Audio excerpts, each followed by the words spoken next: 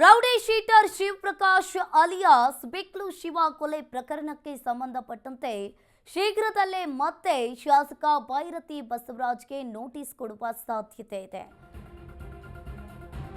ಇನ್ನು rowdy sheeter Shivaprakash alias Biklu Shiva ಕೊಲೆ ಪ್ರಕರಣಕ್ಕೆ ಸಂಬಂಧಪಟ್ಟಂತೆ ಶೀಘ್ರದಲ್ಲೇ ಮತ್ತೆ ಶಾಸಕ ಭೈರತಿ ಬಸವರಾಜ್ಗೆ ನೋಟಿಸ್ ಕೊಡುವ ಸಾಧ್ಯತೆ ಇದೆ. ಮುಂದಿನ ವಾರ ಭೈರತಿ ಬಸವರಾಜ್ಗೆ ನೋಟಿಸ್ ನೀಡುವ ಸಾಧ್ಯತೆ ಇದೆ. ಇನ್ನು ಈ ಕೊಲೆ ಪ್ರಕರಣದ ಪ್ರಮುಖ ಆರೋಪಿಗಳ ವಿಚಾರಣೆಯನ್ನ ನಡೆಸಿದ್ದಾರೆ ಸಿಐಡಿ ಅಧಿಕಾರಿಗಳು. ಆರೋಪಿಗಳ ಹೇಳಿಕೆಯನ್ನ ಆಧರಿಸಿ ಬಿಜೆಪಿ ಶಾಸಕನಿಗೆ ನೋಟಿಸ್ ಕೊಡುವ ಸಾಧ್ಯತೆ ಇದೆ. ಆರೋಪಿಗಳು ಕೊಟ್ಟ ಮಾಹಿತಿ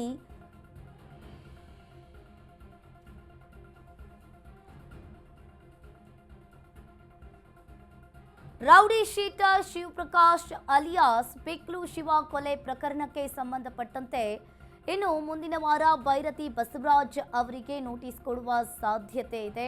ಕೊಲೆ ಪ್ರಕರಣದ ಪ್ರಮುಖ ಆರೋಪಿಗಳ ವಿಚಾರಣೆಯನ್ನ ಸಿಐಡಿ ಅಧಿಕಾರಿಗಳು ನಡೆಸಿದ್ದಾರೆ. ಇನ್ನು ಆರೋಪಿಗಳ ಹೇಳಿಕೆಯನ್ನ ಆಧರಿಸಿ ಬಿಜೆಪಿ ಶಾಸಕರಿಗೆ ನೋಟಿಸ್ ಕೊಡುವ ಸಾಧ್ಯತೆ ಇದೆ. ಇನ್ನು ಆರೋಪಿಗಳ ಕೊಟ್ಟ ಮಾಹಿತಿಯ ಮೇರೆಗೆ ಕೊಲೆ ಪ್ರಕರಣದಲ್ಲಿ ಎಫ್ಐ ಆರೋಪಿಯಾಗಿರುವ ಶಾಸಕ ಭೈರತಿ ಬಸವರಾಜ್ ಈಗಾಗಲೇ ಬಸವರಾಜ್ ಆಪ್ತ ಜಗದೀಶ್ ವಿಚಾರಣೆಯನ್ನ ಸಿಐಡಿ ಅಧಿಕಾರಿಗಳು ನಡೆಸಿದ್ದಾರೆ. 2 ಬಾರಿ ಕಸ್ಟಡಿಗೆ ಪಡೆದು ವಿಚಾರಣೆಯನ್ನ ನಡೆಸಿ ಜಗ್ಗನ ಹೇಳಿಕೆಯನ್ನ ದಾಖಲು ಮಾಡಿಕೊಂಡಿದ್ದಾರೆ. ಈ ಪ್ರಕರಣದ 4 ಆರೋಪಿಗಳನ್ನ ಪ್ರಮುಖ ಆರೋಪಿಗಳನ್ನ ವಿಚಾರಣೆ ನಡೆಸಿ ಹೇಳಿಕೆಯನ್ನ ದಾಖಲು ಮಾಡಿಕೊಂಡಿರುವಂತದ್ದು. ಈಗ ಬಿಜೆಪಿ ಶಾಸಕರಾದಂತಹ ಭೈರತಿ ಬಸವರಾಜ್ ಅವರಿಗೆ ವಿಚಾರಣೆ ಮಾತ್ರ ಬಾಕಿ ಇದೆ. ಹೀಗಾಗಿ ಮುಂದಿನ ವಾರ ನೋಟಿಸ್ ನೀಡಿ ವಿಚಾರಣೆಗೆ ಸಿದ್ಧತೆಯನ್ನ ಮಾಡಿಕೊಂಡಿದ್ದಾರೆ. ಜಗ್ಗ ಮತ್ತು ಬಿಜೆಪಿ ಶಾಸಕ ಭೈರತಿ ಬಸವರಾಜ್ ನಡುವಿನ ಒಡನಾಟ.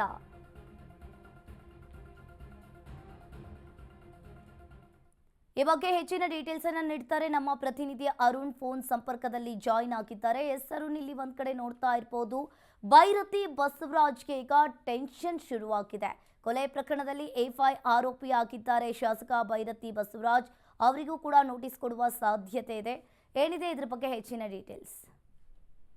ಏನಂದ್ರೆ ಬಿಕ್ಲ ಶಿವ ಕೊಲೆ ಪ್ರಕರಣದಲ್ಲಿ ಪ್ರಮುಖವಾಗಿ ಎಫ್ಐ ಆರೋಪಿಯಾಗಿದ್ದಂತಹ ನಮ್ಮ ಕೇರ್ಪುರ ಶಾಸಕರಾದಂತಹ ಭೈರತಿ ಬಸವರಾಜ್ಗೆ ಇದೀಗ ಒಂದು ಸಿಐಡಿ ನೋಟಿಸ್ ಕೊಡೋಕೆ ಸಿದ್ಧತೆಯನ್ನ ಮಾಡ್ಕೊಂಡಿದ್ದಾರೆ. ಯಾಕಂದ್ರೆ ಈ ಒಂದು ಪ್ರಕರಣದಲ್ಲಿ ಈಗಾಗಲೇ ಪ್ರಮುಖ ಆರೋಪಿಯಾದಂತಹ A1 ಜಗದೀಶ್ ಮತ್ತೆ ಇತರ ಆರೋಪಿಗಳನ್ನ ಸಿಐಡಿ ಅಧಿಕಾರಿಗಳು ವಶಕ್ಕೆ ಪಡೆದು ಅವರಿಂದ ಒಂದಷ್ಟು ಮಾಹಿತಿಗಳನ್ನ ಪಡೆದಿದ್ರು. ಜೊತೆಗೇನಂದ್ರೆ ಕಾಮಾಕ್ಷಿ ಅಂದ್ರೆ ಭಾರತೀನಗರ ಪೊಲೀಸ್ ಠಾಣೆ ಸಹ ಪ್ರಕರಣ ದಾಖಲಾಗಿದ್ದಾಗ 2 ಬಾರಿ ವಿಚಾರಣೆಗೆ ಭೈರತಿ ಬಸವರಾಜ್ ಅವರು ಬಂದಿದ್ರು.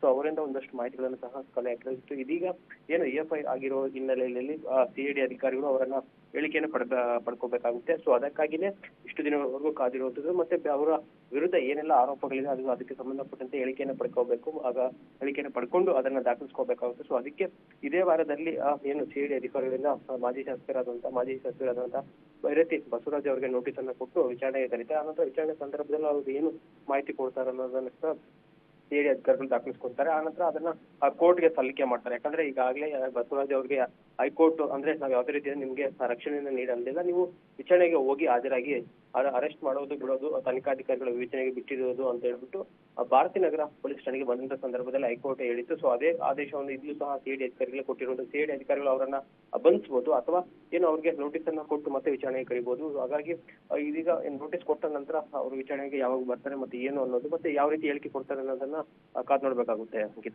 ಥ್ಯಾಂಕ್ ಯು ಅರುಣ್, ನಿಮ್ಮೆಲ್ಲ ಮಾಹಿತಿಗೆ.